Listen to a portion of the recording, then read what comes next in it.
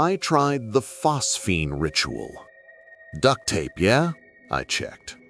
Yes, for the third time, replied Sam without looking up. Fourth time, corrected John incorrectly.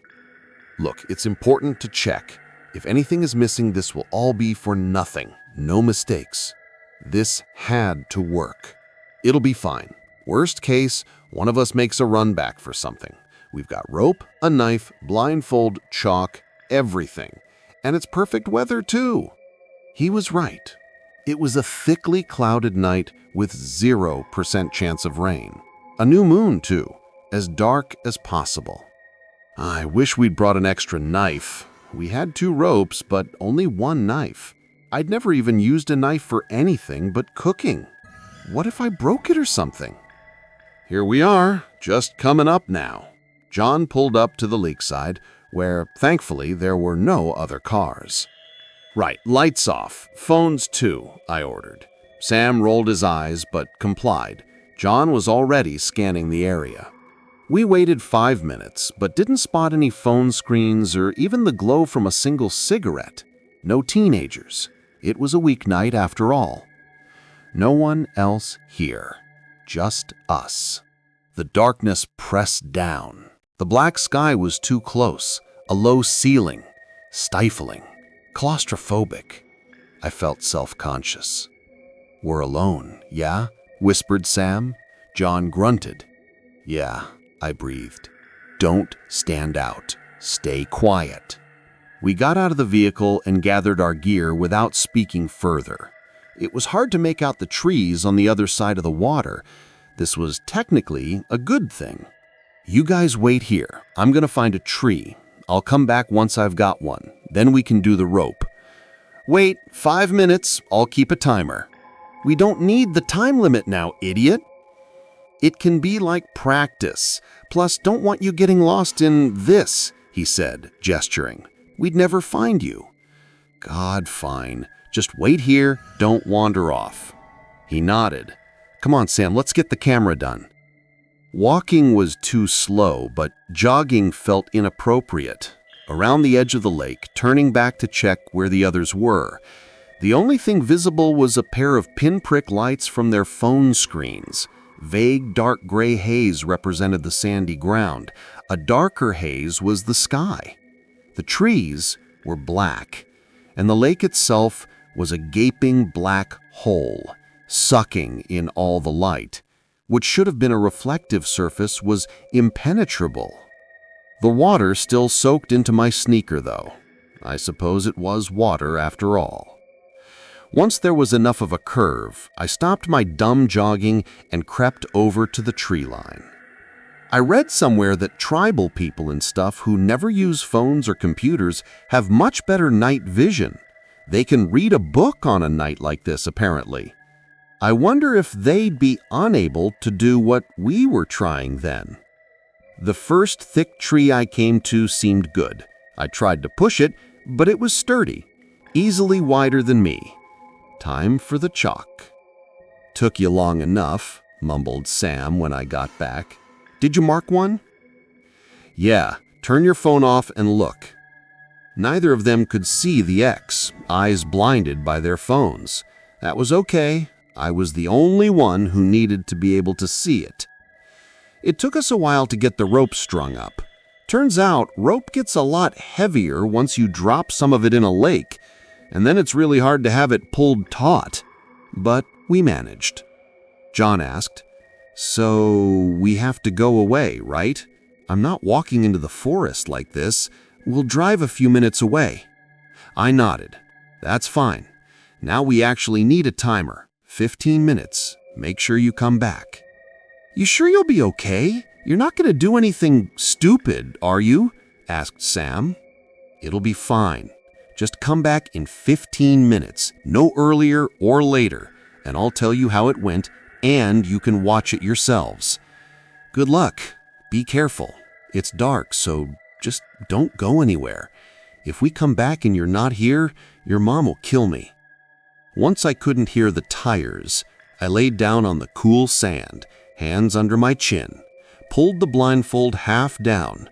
I could see the X, gleaming white in reflection only.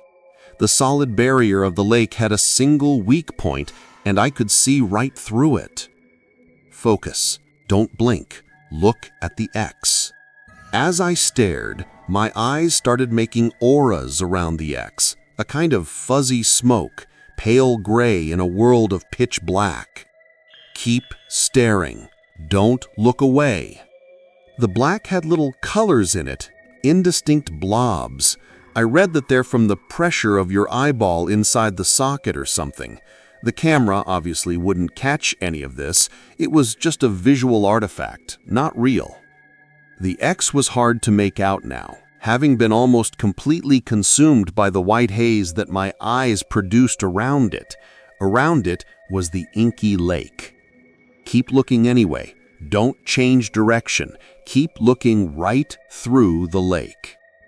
I read that when people stare at their reflection for like 10 minutes, they see all kinds of weird stuff.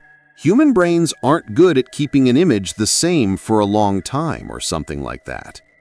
The X was easier to see now. The haze was still there, but not quite directly over it. It was a bit to the side. I had to be more careful not to move my eyes away from the X, even a little bit. The X was generating a new haze again, a new aura. Scintillating scotoma, blurry space, like jelly from staring too long with high contrast. Keep staring. The lake wasn't solid blackness.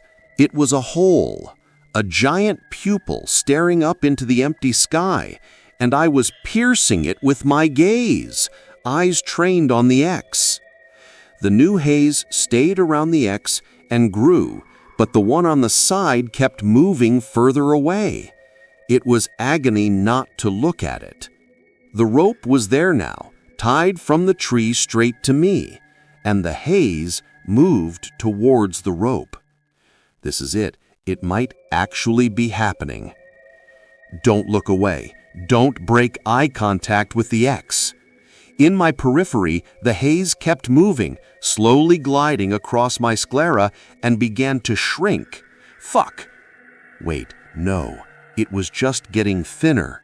Without looking directly at it, the shape was unclear, but it was not unlike that of a person.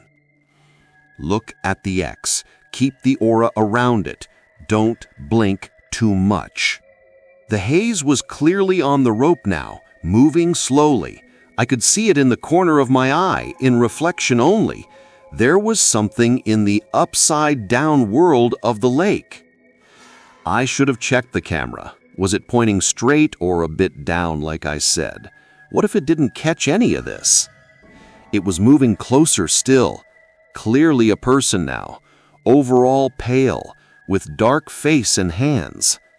Just a bit more. Don't look away. Being careful not to jolt my field of view, I slowly pressed the knife onto the tape connecting the rope to me. It had to be cut, not dropped, but tape is easier to cut than rope after all. Get ready. She was so close now, the entire bottom third of my field of vision was her, walking, feet overhead across the rope like a bridge. Above her the X, and above that, blindness. Almost, just a bit closer. She had just about reached the water's edge. God, she was so close. My hand was shaking, knife unsteady. A hand firmly gripped my shoulder from behind. I yelped, dropped the knife, and looked away. Shit, I hissed and turned back. All the visual phenomena were gone. The last minute of staring wasted. John, what the fuck was that? It doesn't work if anyone else sees it. John was not there, nor Sam. No one but me. I stood up, removed the dumb blindfold, and looked around. Was the cold hand a part of it? Why hadn't anyone ever mentioned it? Did I do something wrong? Was it like the auras and stuff, just something that happens when you tense up for ages? Fuck. Sighing, I bent down to cut the tape. The rope went slack and floated away a little in the water. Best wait for John and Sam to get back. The camera, though, I could at least see what had happened. Feeling exposed outside, I slipped into the car to watch the playback. God, I hope it got something. I watched myself lying there like a fool for much longer than I remembered. It hadn't felt that long, but then again it was hard to keep track of time. The little speaker played the sounds of a car approaching. Did they come back early? I was too focused to hear the car, I guess. Then John's voice and an odd gurgle. They were here. Whose hand had it been? Those bastards just about ruined it. Finally, both John and Sam came on screen.